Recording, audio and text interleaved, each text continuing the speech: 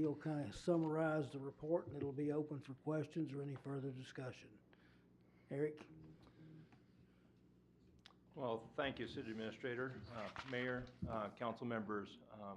First, thank you for the leave and time to submit this report, albeit today, as the City Administrator indicated, at 3 p.m.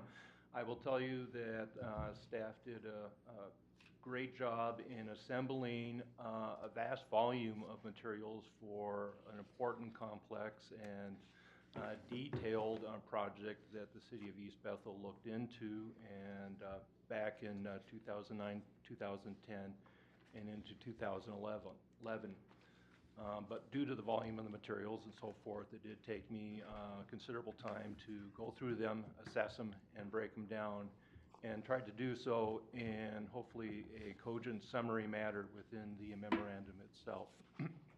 Basically, the first question that was posed to the city attorney had to do with the processes with respect to three contractual obligations that the city of East Bethel entered into. The first area had to do with the bond financing in order to finance the water treatment facility and piping, and whether those bonds were lawfully went through as far as the city processes up until their issuance itself. The second area had to do with the construction contracts in order to essentially construct the water treatment. And then the third was the contract with Metropolitan Council, where there was a cost sharing that was going to go through basically the life of the facilities itself. Did the City of East Bethel go through the proper processes and reviews and approvals for those three essential elements in order for that project to continue? Public financing itself is a fairly complicated area of law, and I will tell you right now that I am not a public finance or bond counsel.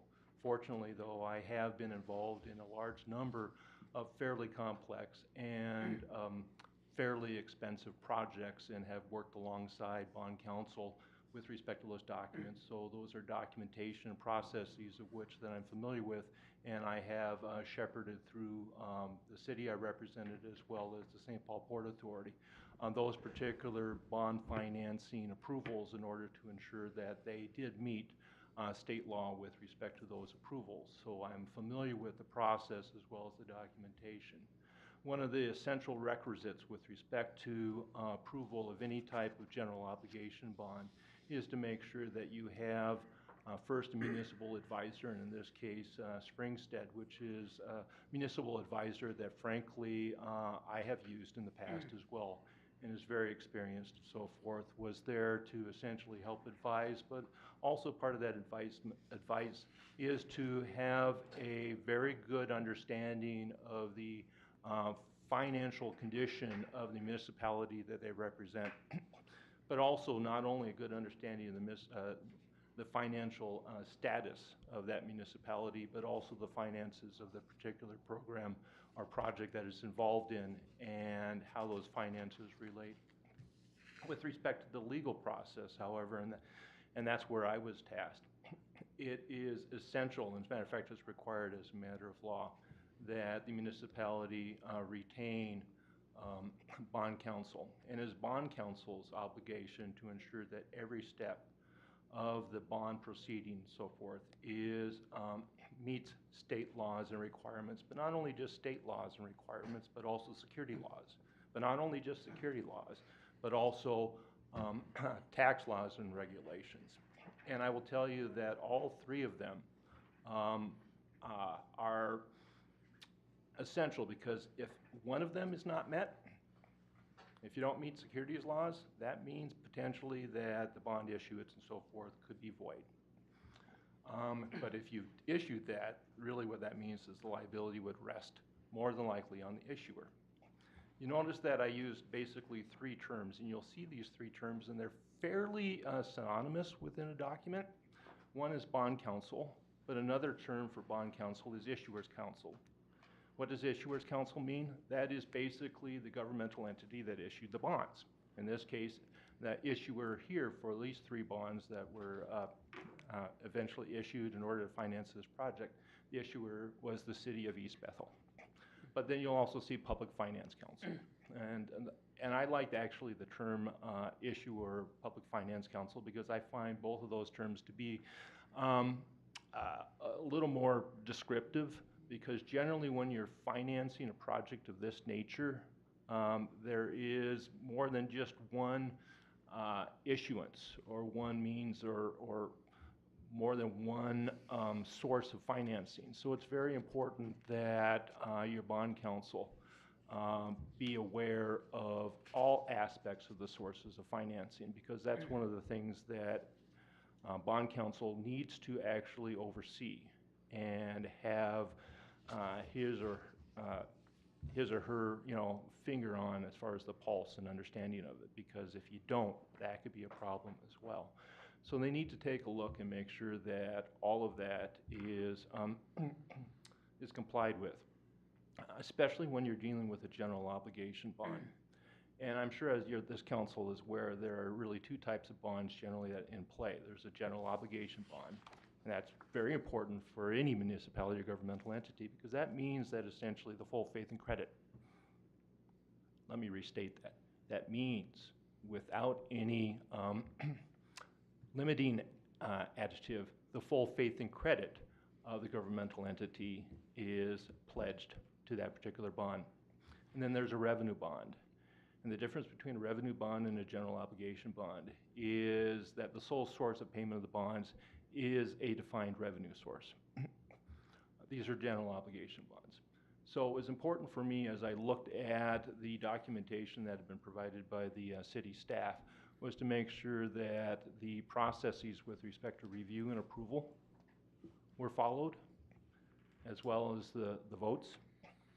And then the other thing that was very important was to make sure that the municipal advisor was fully engaged and also advising with the city council. And then it was very important for me to also take a look and see that bond counsel or issuers counsel or public finance counsel, remember they're all synonymous terms, was also engaged and had rendered, this is essential, rendered an opinion that these bonds could lawfully be issued. So I did that, and as a result came to the conclusion that indeed all 3 had been lawfully issued.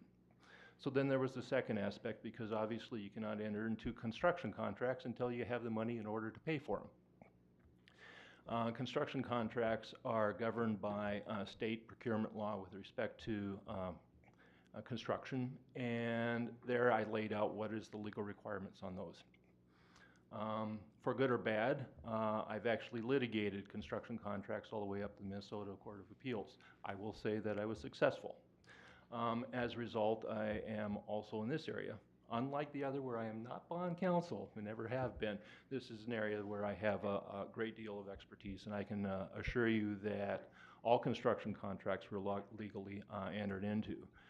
I need to separate, however, the legal conclusion from essentially the policy work that the city council engages in, because clearly the city council was wrestling with essentially that construction contract and the money outlays, and whether that essentially aligned with at least that governing body's belief as far as the best interests of the city.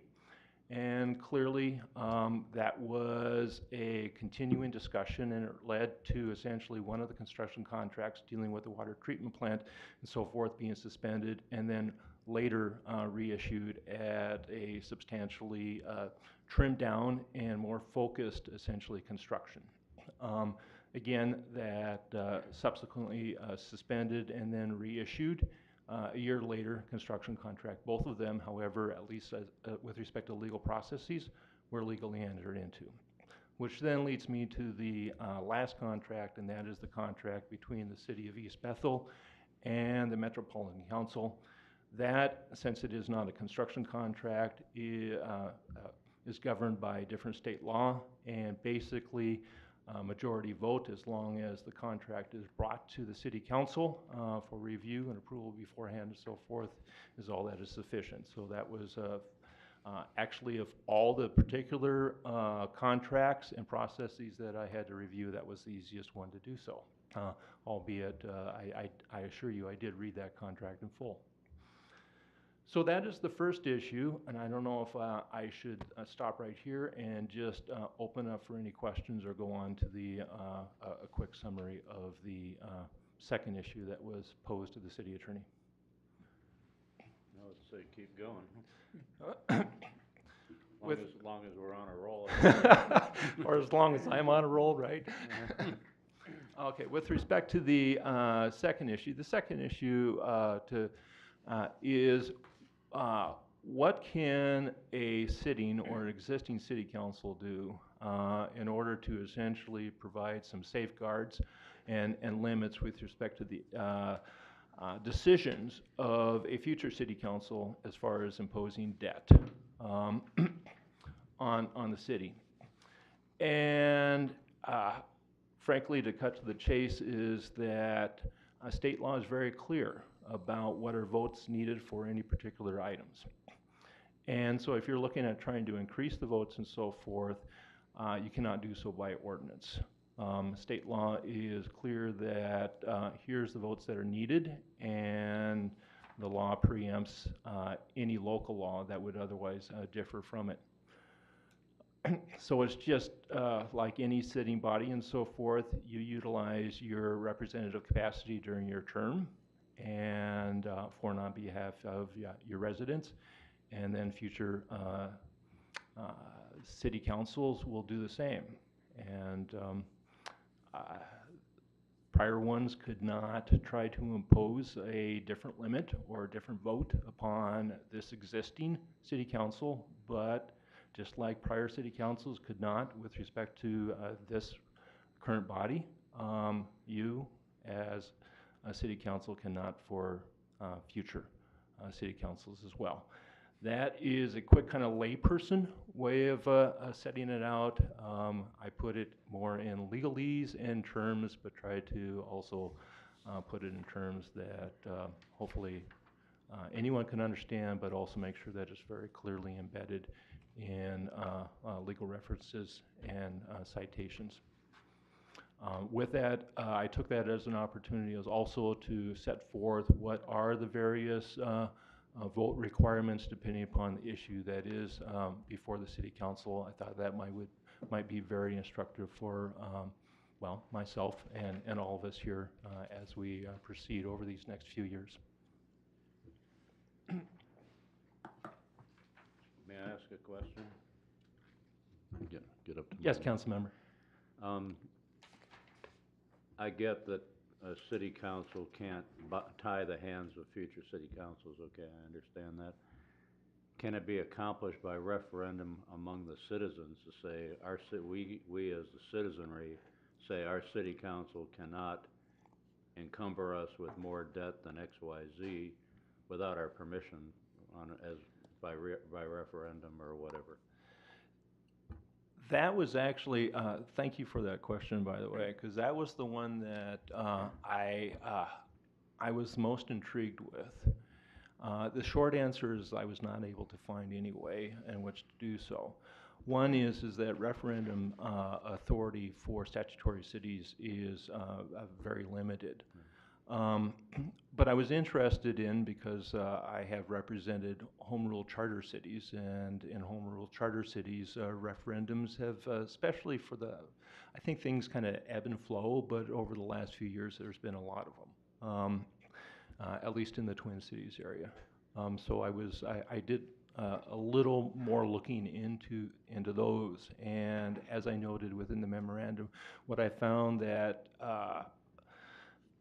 even for the home rule charter cities and so forth, that basically the short answer is through them, yes.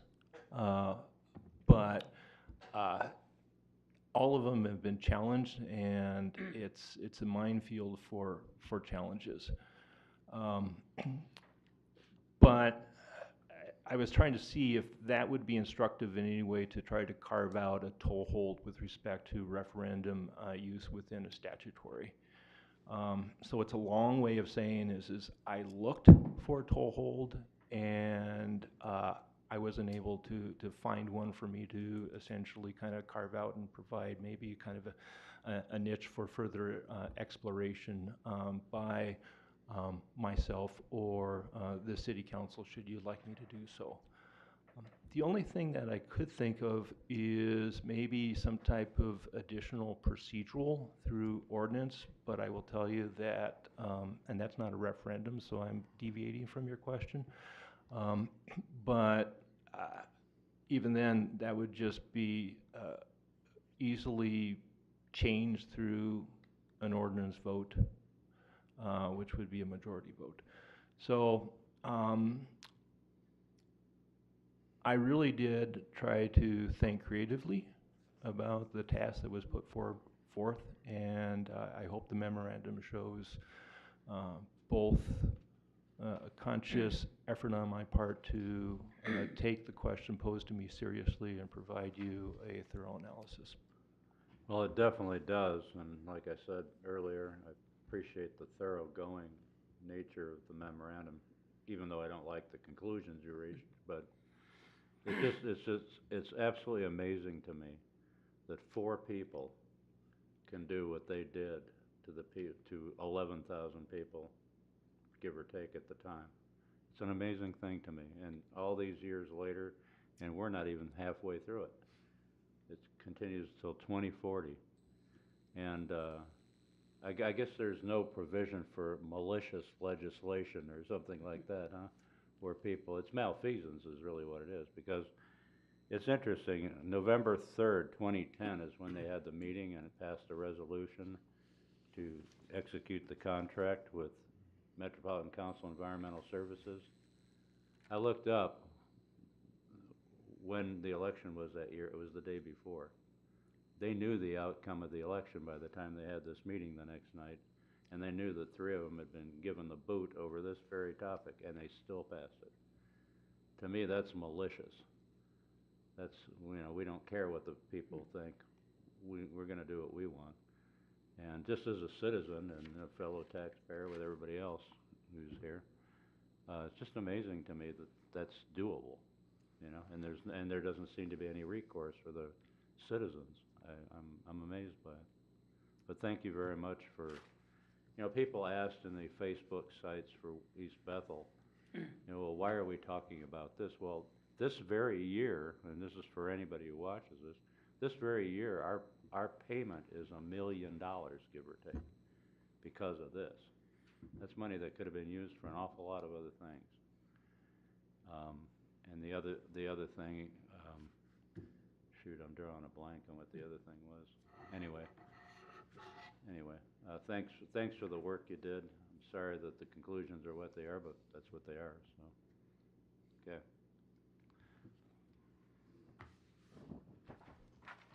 Any other questions for Eric?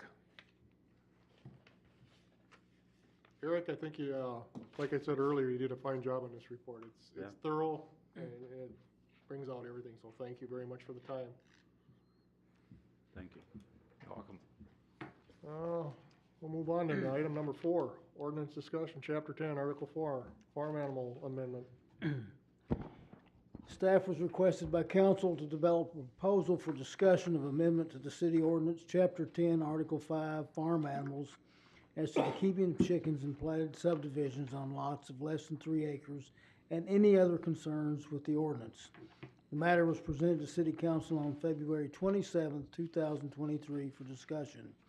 City councilperson Miller requested the ordinance be reviewed for additional revisions beyond the recommendation of exempting chickens from the animals regulated by the ordinance on lots and platted subdivisions. Councilman Miller has submitted a revised version of the ordinance for consideration. This version was emailed to you for your review this afternoon.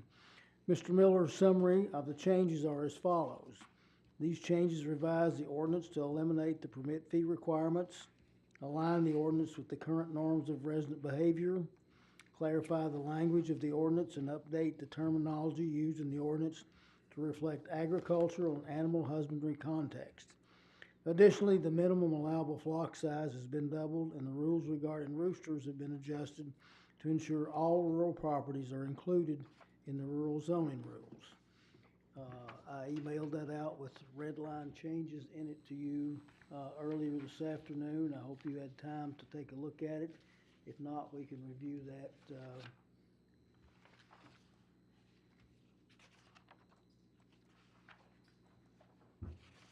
I can find the right one here.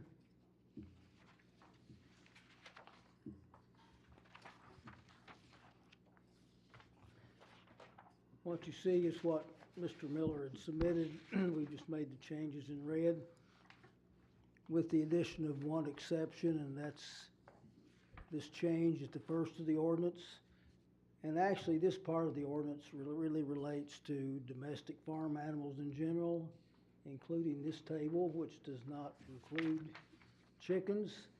So we just wanted to put this in here to show that this exempted chickens is addressed in section 10, 1J3. So the rest of these, we can go over these by line, and if you want me to, I'll just read the changes that are proposed, and then we can go ahead and discuss that. Under chickens, which is the focus of this discussion, which is number 3 in the ordinance, 3B is proposed to be stricken and say chickens shall not be kept inside the principal structure. That is shown as deleted. 3C, there's 2 phrases in there that are deleted, and those are on site except when, and the word not, to read no person shall slaughter chickens in an area of the property visible to the public or adjoining properties. Under 3G, that entire sentence is stricken regarding the floor area or the area of the attached pen. Under 3K, and this is a question that I had, Kevin, maybe you can help me clarify this. It says chickens shall be kept in coops and or pens at all times and fully fenced. Do you mean to say that in fully fenced backyards and just delete the phrase while under supervision, or delete the backyard phrase?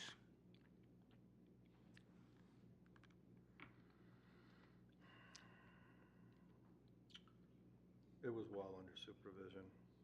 Okay, that's what I thought, to just, and we'd kind of discussed that earlier, that while under supervision was a worthless clause or phrase in that section.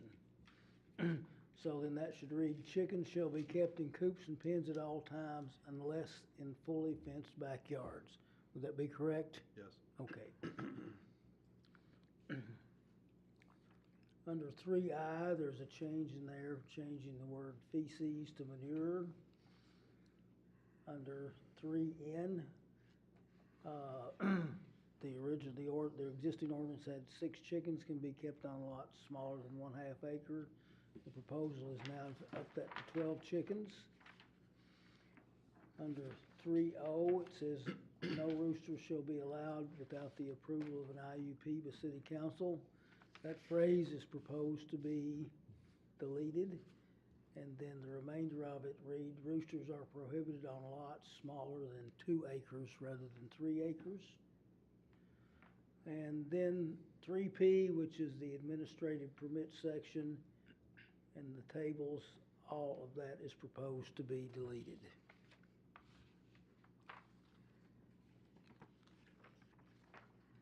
I was gonna say on O, I think we should go whatever size lot that's allowed for chickens. They could have a rooster, you know what I mean, like a 1/2 acre or whatever. Instead of just 2 acre.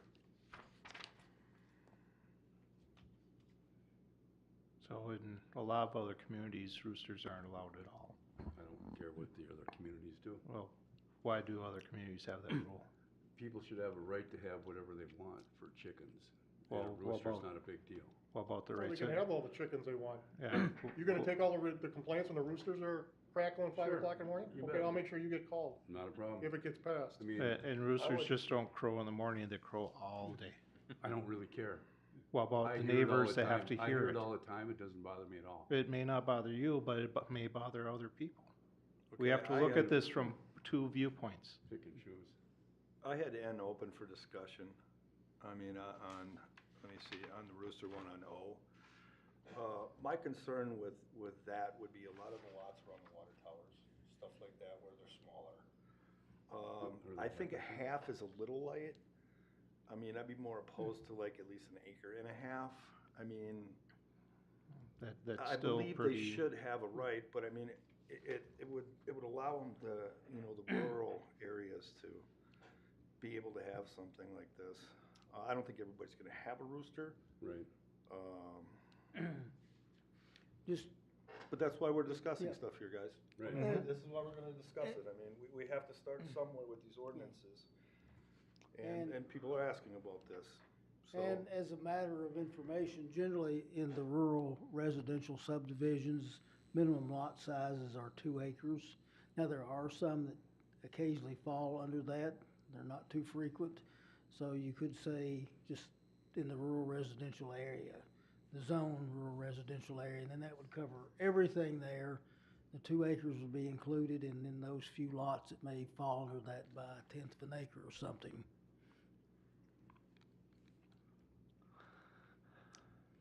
You okay with that? What, like an acre and a half? That's fine, yeah. It'd have to be a minimum of something like that. I mean, we definitely don't want to. Like, Well, you can't have it on a city lot, correct. right? Yeah, that's fine.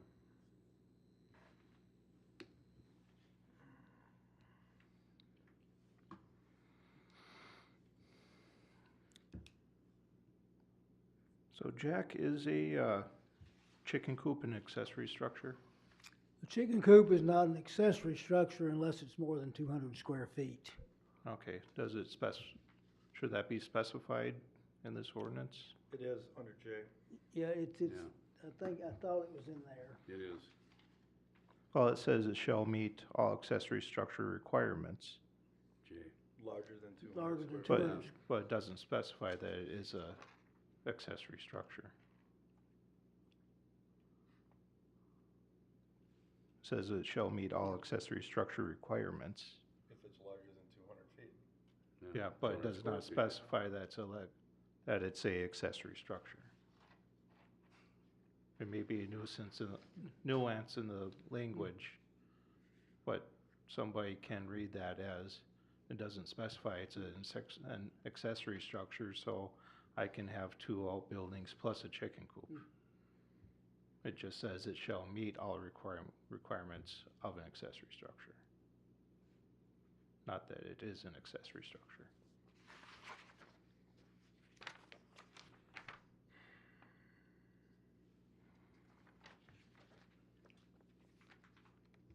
Well, how would you like to see it worded then? Something that, Call it a chicken. chicken coops larger than 200 square feet shall be considered an accessory structure and shall meet all accessory structure requirements. That would, Yeah, we can put chicken in front of coops. I mean, I think coops is self-explanatory, but Probably not. chicken. or, you don't have to include chicken coops. I may have just Yeah. absentmindedly associated the two. You can keep coops. It can read coops larger than 200 square feet in area Yeah. shall be considered an accessory structure. Could you just put a little brief sentence in front of that 3J, coops less than 200 square feet are not considered accessory structures? And then coops larger than 200 square feet. Shall be, yeah, that would be, because then That'd be good. there's no question about it. It's,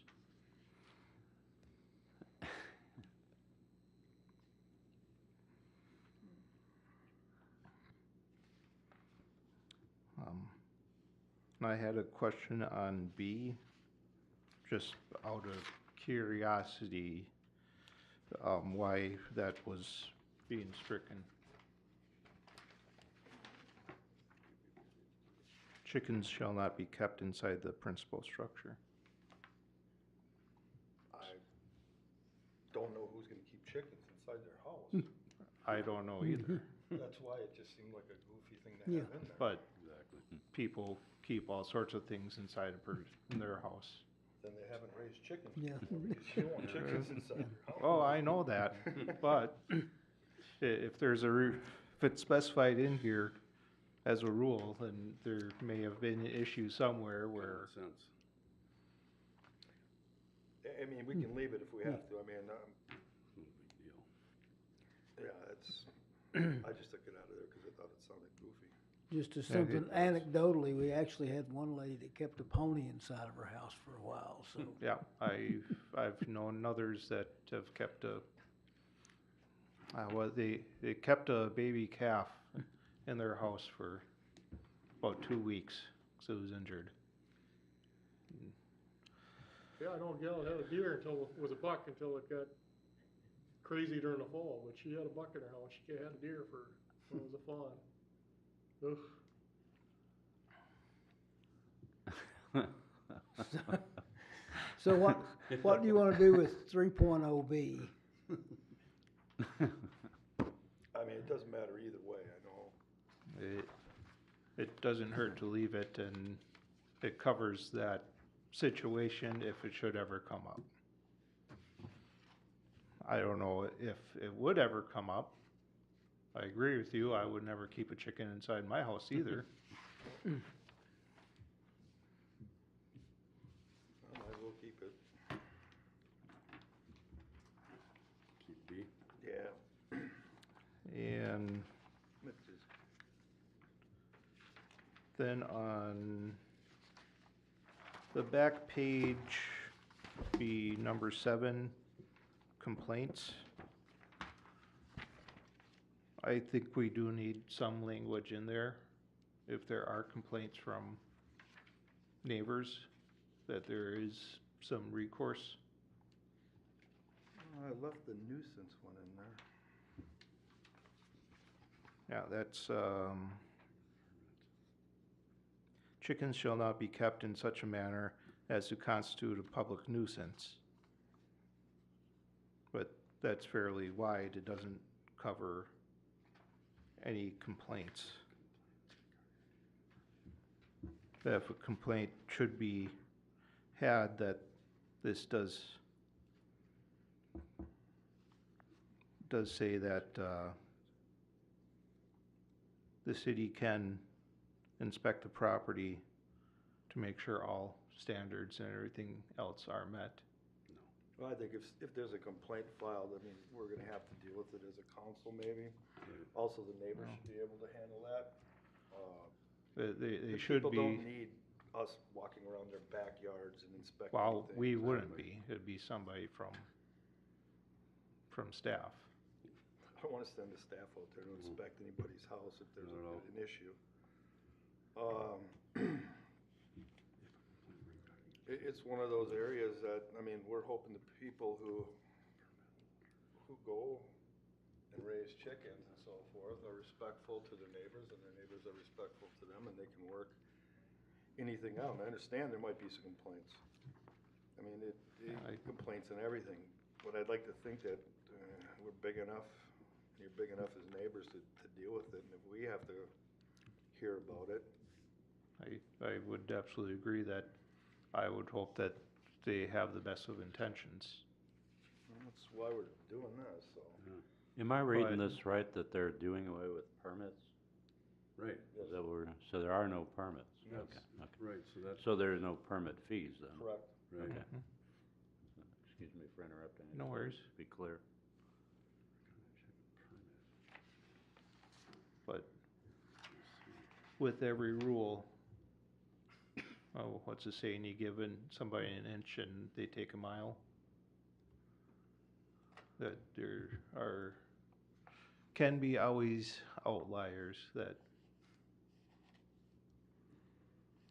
There can be, but we're gonna have to deal with it just like anything else as we go forward and change any ordinance. yeah, Right. Try and clean it up as best as possible. Let the people who live out in the country and who have the space to do it, be able to do what they want with their space and not have to worry about someone coming behind them. And you'd like to think that, like I said earlier, that this stuff should be able to handle within neighbors and neighborhoods, you know? well, should be, but Oh, Have well, you had any chicken complaints? We've had one or two over the years, but we've actually issued I think we've issued 4 chicken permits since this ordinance was adopted. I did have them check on that. We've issued 12 permits for domestic farm animals, but only 4 were exclusive to chickens. And when was this ordinance, in its current state, taken in? Is it 2012 to 2014, somewhere in there? Yeah, let's see, second series, 2015. 15.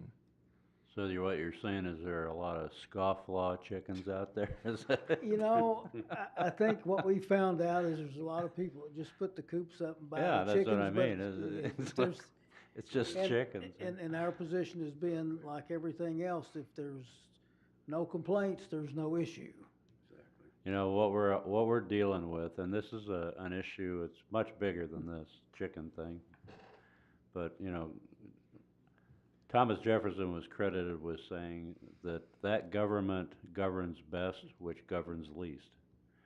And this is the issue that we're dealing with, is what is the balance in government? You can't control every circumstance, you can't mitigate every possibility. And how do you strike that balance? And if I had thought of it at the time when we were meeting with Aaron to talk about it, I would have asked him his thoughts about stuff like this. Because it gets, and he's from Cambridge, so it gets between the balance of what you have to do in a Minneapolis versus what you have to do in an East Bethel. And there has to be that balance there. There has to be a give and take, and not have, you know, an oppressive type of government where you have to make a phone call to have a committee, citizens committee get together to decide what color can I stain my house, you know? That's the extreme ludicrous example, but that's the balancing act we're all striving to hit, you know?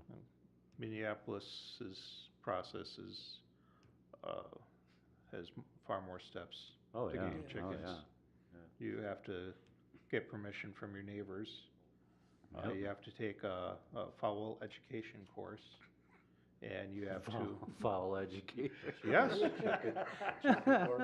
yeah, Chicken. it's, Oh, I'm not doubting you a bit. attend a, I believe there's attend an probably fowl approved- sensitivity it's an training, too. approved fowl education course, and then provide a copy of zoning approval from the city's community planning and And then economic continuous development fowl department. education. And then you can, and after you've done this, then you can apply for your permit. And pay $500 to have 5 chickens. Actually, their fees are a lot less than that. It's one to 6 birds And on is the other 30. hand, you have Oak Grove, which I like their ordinance a lot, Yeah. and Ham Lake is looser too. So that's what I'm talking about, is that where do you strike the balance, you know? You wanna have a civil society, but the reason we don't live in Minneapolis, and I did once upon a time and got out as quick as I could, was for exactly these reasons, you know? But it's a much more challenging situation to manage, but. Okay, so no permits, no fees, and roosters, if they're gonna be complaints about anything, it'll be, if not the That's- manure pile, it'll be the roosters, 'cause they do. And Everybody thinks they Yeah. just crow at dawn, man, they're crow all noisy day. as can be. Yeah, just eat them. yeah, They're The- noisy as can be. the two complaints I can remember about chickens though were about chickens running loose off the property. So, I've heard people complain about roosters, but they just doing so in general terms and never filed it officially with the city. Let's take up a hog ordinance next, okay? That- You'll give folks something to yeah. complain about. Yeah. Let me go back to this 3J one time, just so I'm clear on that.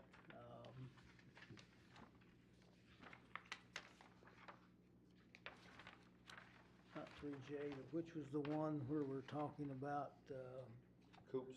roosters? Yeah, 3J is coops. This would be, Are you talking about Old Jack? 3O, correct. Yeah, Roosters are prohibited on lots smaller than, put an we acre had and a half. 3, we crossed it out, the discussion proposal was 2. We've talked about an acre and a half, or just including everything in the rural residential zone. Even if your lot is 1.25 acres, your neighbor's is probably could be 5 acres. how do you wanna handle Would that? rural residential cover more people and basically keep it off the smaller lots? Rural residential zone covers essentially everything that's outside the 3/4 mile distance from Highway 65, so it's probably about 70% of the city.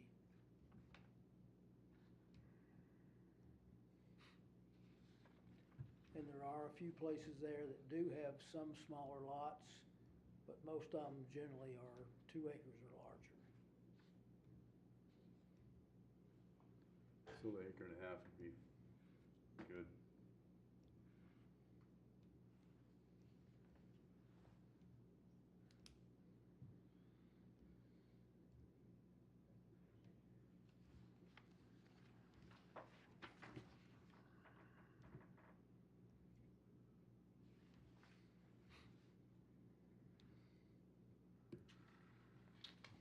I would like to go back or go forward and have a discussion on N. This was the one that was difficult on the amount of chickens.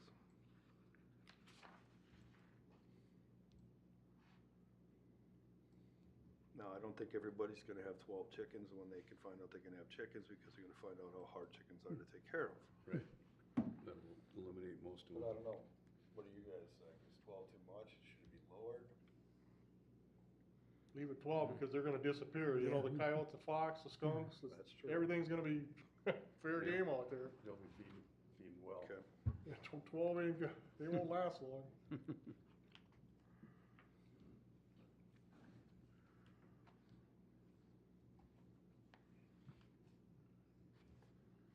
all I have.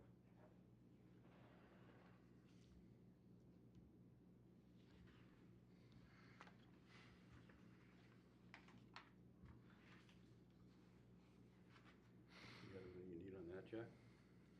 I think so, unless there's anybody else that wants to offer up any modifications or changes to this, what we can do, then we can put this up, we'll have it on the next agenda for direction to publish, and we can have the public hearing on this on March the 27th.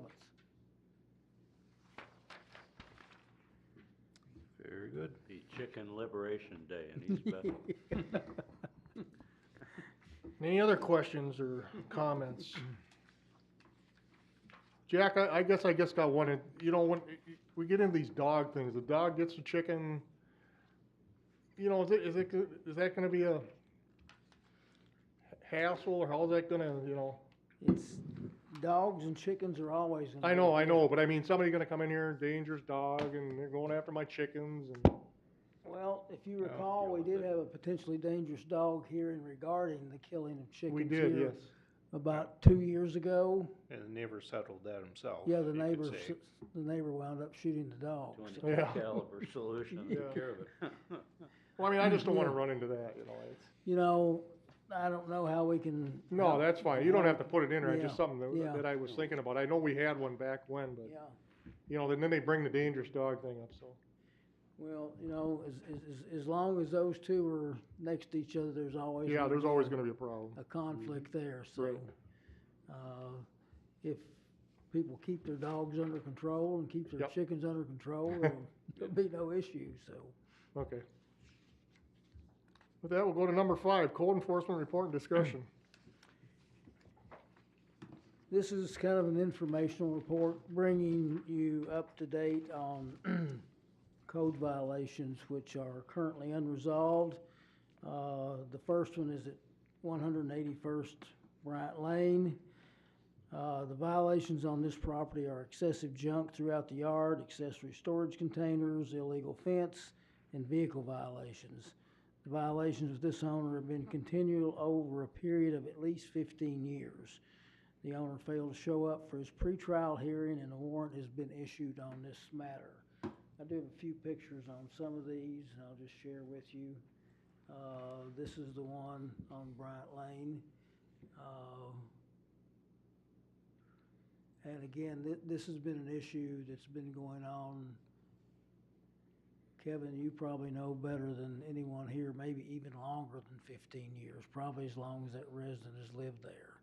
Yeah, I I've know- been there 27 years and it's been And Been there for 27 years. I do know that this is this individual's fourth time being taken to court on the matter. And there's never been a sustainable resolution to it. Yeah, So, the reason we're pursuing it is complaints from the neighbors, so, we'll just have to see what happens, and then I don't know. This is one to totally resolve it would take some very drastic measures. yeah. And something that we don't have the ability to do at this point, nor may we even want the ability to do. Well, yeah. What did you say? I said, we don't have the ability to do anything beyond going to court, and to have the ability to do it, we don't have it or may not even want to have it. Yeah, I mean, I know the person and I've known him for 27 years. Yeah. And nothing I say would make any difference. Otherwise, I'd offer to get involved, but Well, I know the situation, it's not gonna change. there was a discussion probably 8 or 9 years ago about having some people trying to get involved in it, but in the end, it was determined that it probably wouldn't be effective, so, No. No, it's a one-way trail. yeah. It's just But I one of those situations. Is there any particular reason why this resident has not complied all these years? Just the nature of the person. Okay. Just the way it is. Great guy, but he's just that way. The So- next property is 4631 Viking Boulevard. The owner has not made any progress to resolve the violation of working without permits on the home. An MPCA septic system compliance inspection has to be issued before any building permits can be issued for the outstanding violations of working without permits. The city has offered the owner the following as a means to resolve the matter: complete the compliance certification and any subsequent improvements that may be necessary to comply with these regulations, obtain the permits required for the work that was done without the permits, and have licensed contractors that perform the work sign off on their jobs, and/or have a certified building official approve and sign off on the unpermitted work that was done on the home. So, we're not, this isn't a punitive matter, we're just trying to do this to get this so it can be signed off on. And so there'll be some assurance to the next buyer that things are safe, and also to make sure that we're treating the other 7,000 people that we've issued permits to during this period, that they had to pay for their permits, and at least that's what we're after here is all. So Jim, have you gotten involved with, this is the Murphy I'm still looking at the situation, paperwork right? that I got from Jack, Yeah, and I got a call into the MPCA on the septic system stuff, so I'm waiting to hear back from them. But, do you know the property owner at all? I don't know her personally, I know of her, but I will know her after I get more information. Yeah, I mean, that's another one of those situations. That's not as intractable as the other one, the one right near where I live. That's, Right, no, That's a, actually, I didn't even know where it was when I drove by it, oh, okay. so. Yeah, since I that find should out be, more- that should be resolvable. Right, oh yeah, It really definitely. should.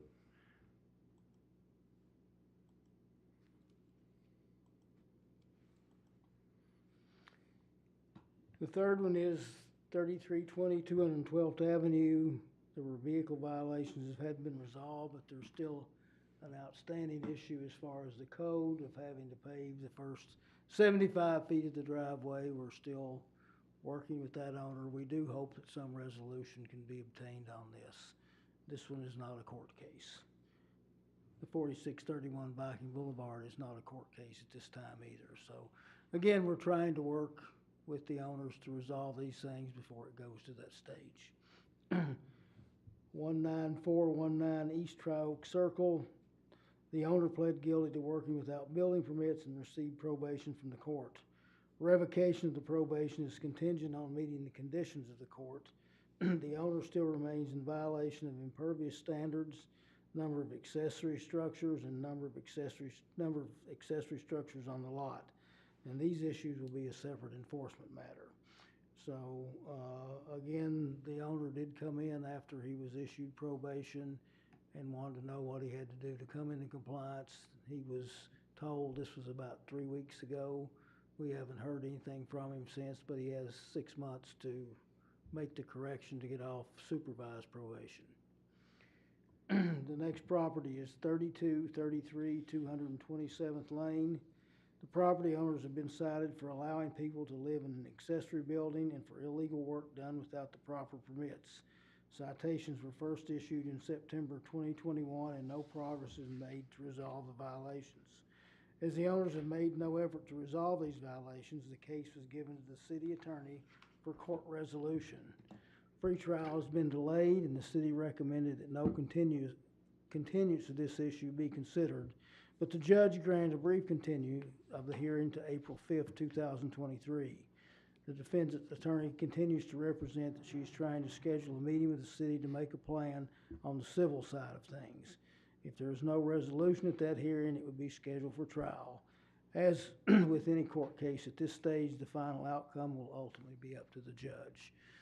So this is one essentially that there was a home. They applied for a permit to build an accessory structure. That permit was granted, and a permit for the electrical was granted. But with the accessory structures, you can't live in them. This building was essentially finished out inside with plumbing, a holding tank. Bathrooms, showers. Yeah, completely refinished on the inside. And that's the issue here, and there's pretty conclusive evidence that they are renting it out and someone is living in there. So How big a building is it? it's, the quarters that are finished out are approximately 900 square feet, and then it has a 3-car garage with it. So, this is one too that, this property was sold probably about 2 or 3 years ago. The seller did come in and we had a conversation last week, and, I'm scheduled to meet with him again Tuesday or Wednesday when he's available, to go over a few things. But as of now, the only resolution to comply with everything is for them to get a demo permit and take out what was put in without approval and covered up. They could be in violation of MPCA stuff for also putting the holding tank in without a permit. So, again, this is another one we're trying to work through, but we're not making much progress on resolution. So you said the seller, you met with the seller of the home? The original seller, that's correct. Okay, and have you met with the buyer? I haven't met with the buyer yet. He stated that they're trying to schedule a meeting with the city. Their attorney this is on the civil side of the matter, not on the prosecution of this case, because apparently there may be some issues there in the way the sale was conducted. I don't know. I'm really not at liberty to speak on that since this is a continuing case. But there's a few things that have to be worked out there. Hopefully we'll get some resolution to it, but this is another one of those that's really complicated. So is the seller, I'm just wondering why you're meeting with the seller. Is the seller the one who is taking responsibility to try to correct it, or is this solely in the buyer? Or is that just a? He's the one who did the work, right? Yes. He did the original work, correct. Yeah, and sold it. And probably represented Yeah. that it could be used Yes. in that way, yeah. Yep. The next property is 22879 Staple Street. The property owner's been charged for ordinance violations relating to vehicles, junk, and public nuisances.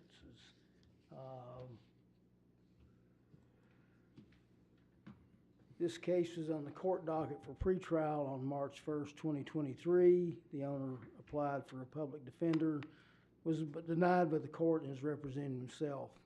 He spoke with the city attorney about resolving the case, was informed by the city attorney there could be no out-of-court resolution until the violations are resolved to the satisfaction of the city. The city attorney requested the court to set a jury trial date. The court proposed to set a June trial date, but given the age of this case, the city attorney asked the court to schedule the jury trial on their next available opening. The court granted the request for an April 19th, 2023 hearing. If compliance could be achieved by this date, we can resolve the matter prior to the trial date. If not, the city attorney will be prepared to try the case. This case surfaced in November of 2021. The owners actually came and spoke to city council, requesting some relief from the directions to clean the property up. City council heard their request and told them they had until the end of April 2022 to start making some progress on this. They had done nothing by this date, and we sent them a citation. One of the property owners came in and met with Nick and myself on May 27th, 2022, and we told them that we'd like to schedule a meeting with them the following week. And if they would develop a plan just on how they're going to clean this up, we would work with them. We haven't heard anything from them since that time. One of the things you see here is a school bus on the back of the property. This bus was not there when City Council gave them an extension on cleanup. So instead of cleaning up, they just kept bringing more things in. So we're waiting to hear. This one will probably go to trial because we have had no communication. They haven't communicated with us since May the 27th of last year. And there's just one picture showing Yeah, a that's few just, of the, yeah. there's more pictures that show a lot more stuff. And the final one is 726 192nd Avenue.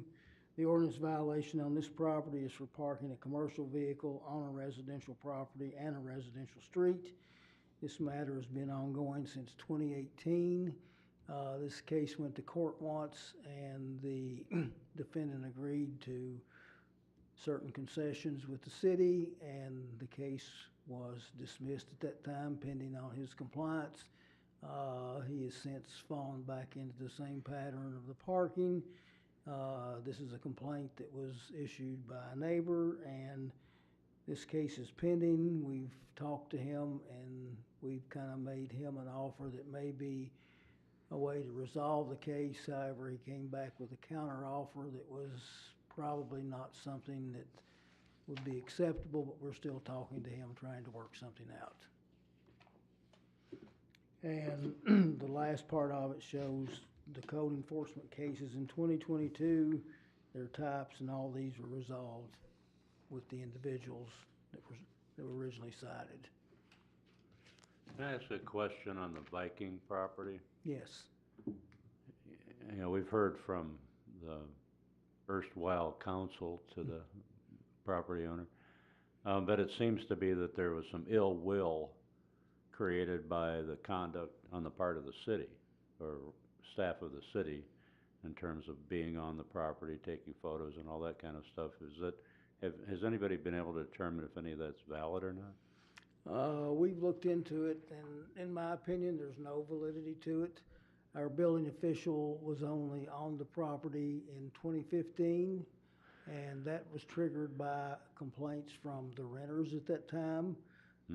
They were actually, that's when the work we started doing the remodeling. They were doing plumbing work that wasn't to code, electrical work that wasn't to code. There were kids living in the house. There were no railings on the stairs going up or down. There was a loft up that didn't have a railing. Yeah, safety violations.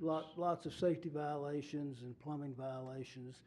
The building inspector went out there subsequently and posted a stop work order and a no habitation order until that was cleaned up. There was some talk with the sheriff's department to do drive-bys there to see if anybody was living, because nobody was supposed to be living in the house. The owner requested that we involve her with no dealings with the building official. The building official, that I can determine, there was no problems there.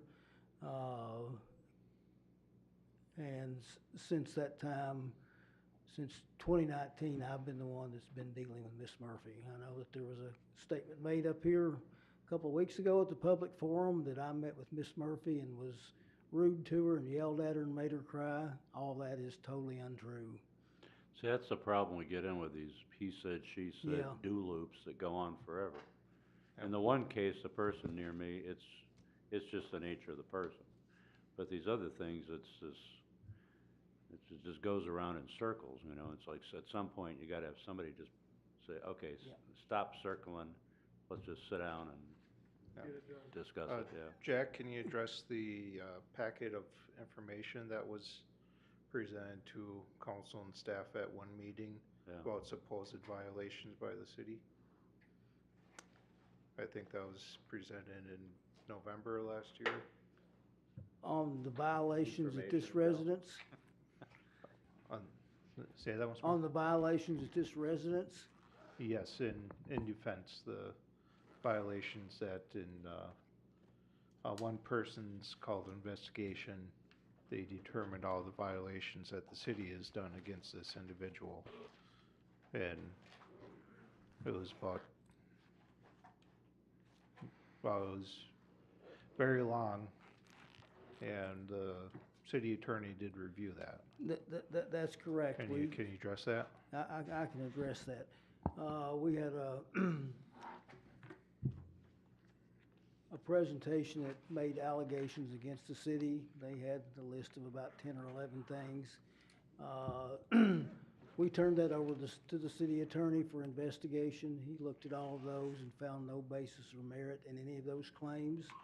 I can give you a copy of his report and his letter along with a copy of the allegations that were made, but none of them are Well, substantiated. that's the thing, is it's the same going around in Yeah. circles because he works for the city. So he's, you know, his job is to defend the city, so Well, you wind up yeah. going around in circles. No, I understand what you're saying, and I certainly, on this one, I would, if anybody wanted to submit it to an independent investigator, that's fine. No, we just but, need yeah. somebody to grab them both by the Yeah. scruff of the neck and Sit 'em down. knock it off. Yeah.